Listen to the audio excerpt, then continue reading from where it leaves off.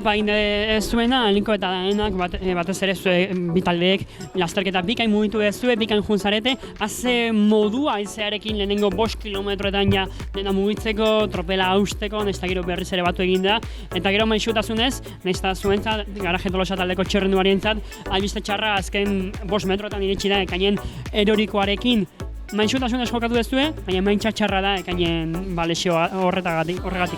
Bai, esan dezun bezala, hasieratik oso aktazun gehaz, aizearekin eta korte handiak sortzen ziren, eta asko gogortu du karrera, baina, eskapaten sartzea lortu orduan, hori, karrera guztia eskapan eman dut, eta giogoini gotzean, arrankaten saiatu naiz, pare bat aldiz ere arrankatu dut, baina ez niaten uzten, baina azkenean goinin goran eskapatzea lortu dut, eta gero jeitsiera bakarrik egin dut, eta ororbiatik 3 kilometrotara edo beste 3 harrapati bat, eta hori, esprinen ekainen erorikoa izan da, hori txarrez, eta, espero dute ahalik eta lasterren ongi jartzea.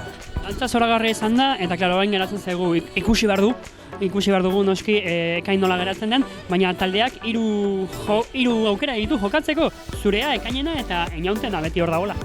Bai, hori, hasieratik genekien 3 aukera genituela, bai ni, bai inaut edo bai ekain oso indartsu ginela, eta hori, 3ak nola egiten genuen atea ginen ikustera, eta hori, ikusiko dugu hurrengo 2 egunetan nola jokatzen dugun.